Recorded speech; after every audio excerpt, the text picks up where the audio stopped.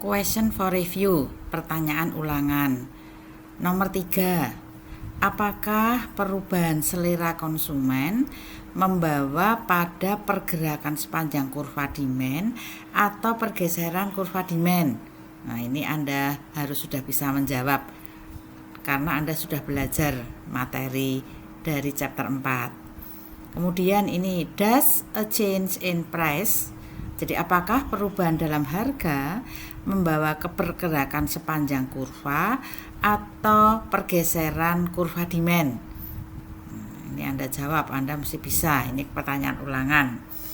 Yang nomor 6, apakah perubahan teknologi membawa ke pergerakan sepanjang kurva supply atau pergeseran kurva supply?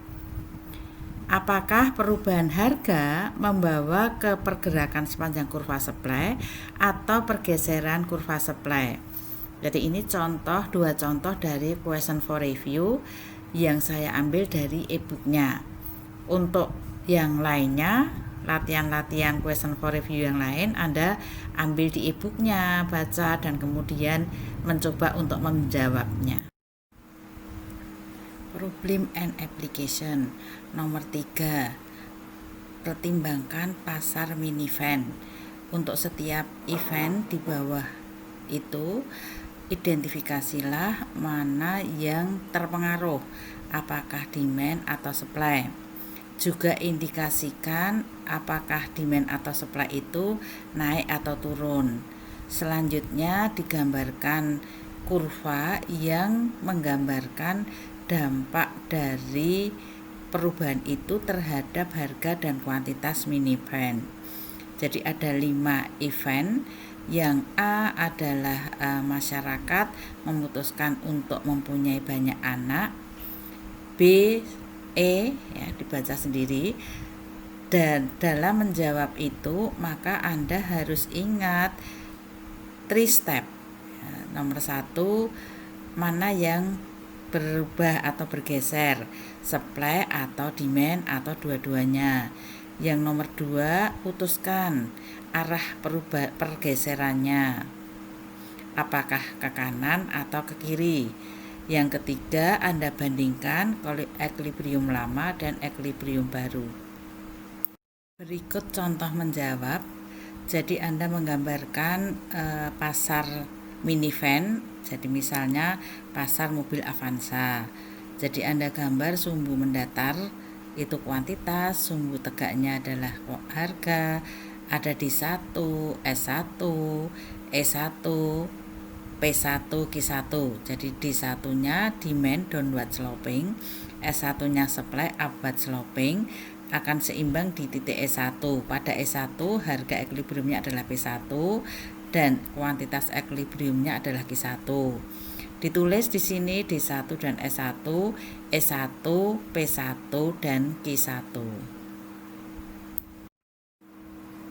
Menjawab yang A, people decide to have more children.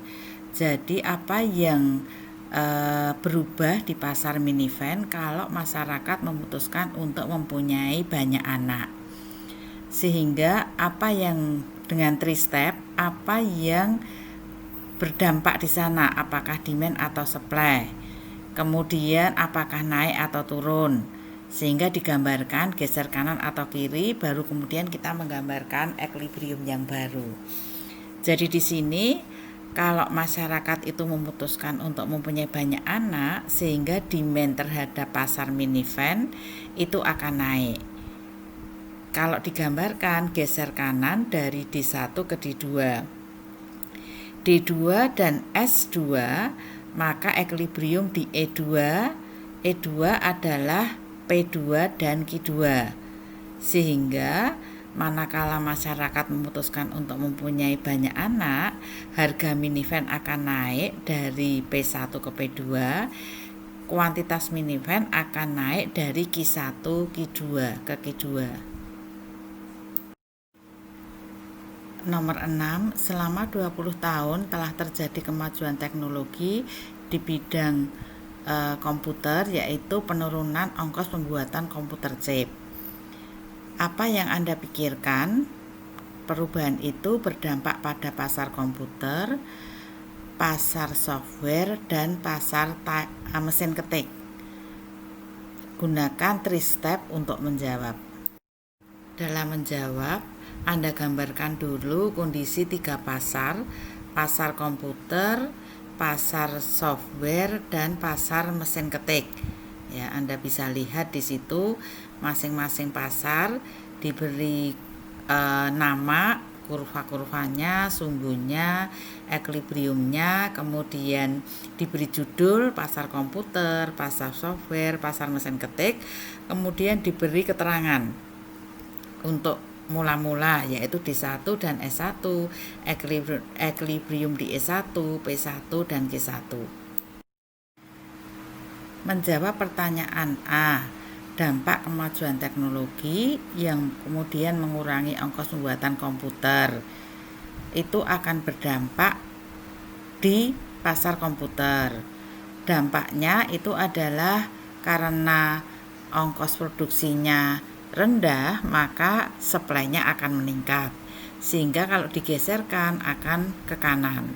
Jadi kita lihat di gambar di pasar komputer, semula adalah D1 S1 seimbang di E1, harganya P1 dan Q1. Kemudian ada kemajuan teknologi, ongkos pembuatan chipnya berkurang sehingga supply-nya naik dari S1 ke S2. S2 dan D1 keseimbangan di E2, pada E2, P2, dan Q2. Sehingga hasil akhirnya bahwa kemajuan teknologi itu harga komputer turun dari P1 ke P2, kuantitas komputer naik dari Q1 ke Q2. Menjawab pertanyaan B, apa dampaknya pada pasar software? Jadi kita lihat bagaimana hubungan antara komputer dan software. Kalau di pasar komputer itu terjadi perubahan P dan Q-nya, maka akan berdampak kepada pasar software. Jadi kita ingat komputer dan software itu adalah komplement. Sehingga kalau di komputer itu harganya turun dari P1 ke P2, sementara komputer dan software itu komplement, sehingga demand software akan naik. Dia akan geser ke kanan. Nah, Anda lihat di gambar pasar software.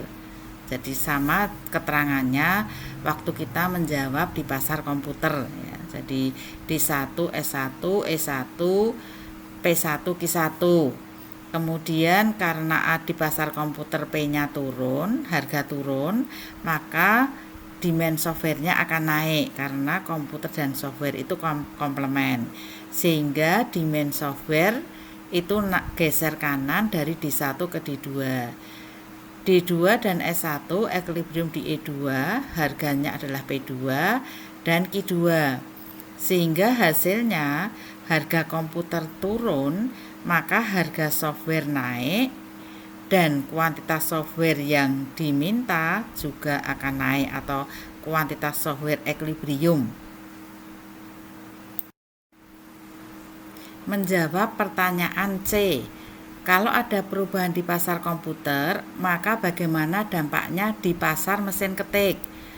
Jadi kita ingat komputer dan mesin ketik itu adalah saling menggantikan atau substitusi.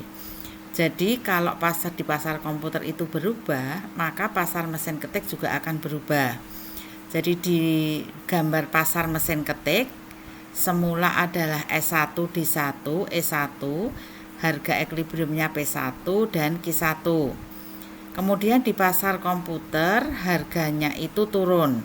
Sementara komputer dan mesin ketik itu adalah substitusi, sehingga demand mesin ketik akan turun. Kalau digambarkan geser kiri dari D1 ke D2. D2 dan S1 maka equilibrium di titik E2. Harganya P2 dan equilibrium kuantitasnya Q2. Hasil akhirnya kalau di pasar komputer harga komputer turun, maka harga mesin ketik turun, kuantitas mesin ketik juga turun. Nomor 11 itu adalah schedule untuk pasar pisah. Jadi ada kolom harga, kolom kuantitas yang diminta, dan kolom kuantitas yang ditawarkan. Dari data seperti itu, pertanyaan A, Anda harus menggambarkan kurva demand dan supply. Kemudian Anda hitung dan gambarkan berapa equilibrium harga dan equilibrium kuantitas. Pertanyaan B, kalau misalnya harga aktual itu di atas harga equilibrium, maka apa yang menyebabkan pasar menuju equilibrium? Pertanyaan C, apabila harga aktual di pasar itu di bawah harga equilibrium, maka apa yang kemudian membuat pasar menuju equilibrium?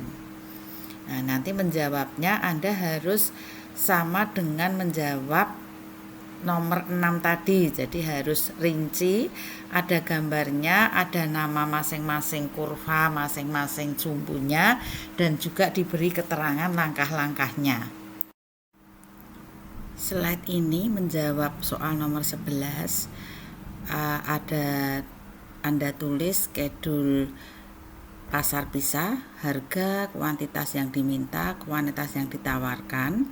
Kemudian jawab yang A itu Anda harus menggambarkan kurva demand dan kurva supply berdasarkan angka-angka yang ada dalam tabel, dan kemudian menggambarkan di mana titik equilibriumnya.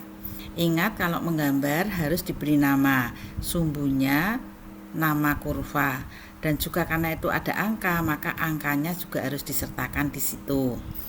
Kemudian jawab B, kalau harga itu di atas harga equilibrium, maka kita misalkan ambil kalau harga equilibrium itu 6, kita ambil misal harga 9. Maka pada harga 9 itu jelaskan apa yang terjadi, berapa QD, berapa QS, dan apa yang terjadi di sana. Di situ terjadi surplus, sehingga kemudian Anda harus menjelaskan bagaimana proses surplus itu menjadi equilibrium. C, kalau harga aktual itu ada di bawah P equilibrium, maka apa yang terjadi dan kemudian bagaimana proses menuju equilibrium. Misalnya kita ambil kalau harga equilibrium itu 6, kita ambil harga 4. Pada harga 4 itu berapa QD, berapa QS, dan kemudian apa yang terjadi, shortage ya. Kemudian jelaskan pasar menuju proses equilibrium. Latihan soal-soal bisa dibaca di e-book. Kemudian Anda mengerjakan sendiri untuk melatih pemahaman Anda. Kalau menjawab soal, jawab dengan rinci seperti yang sudah dicontohkan. Selamat belajar.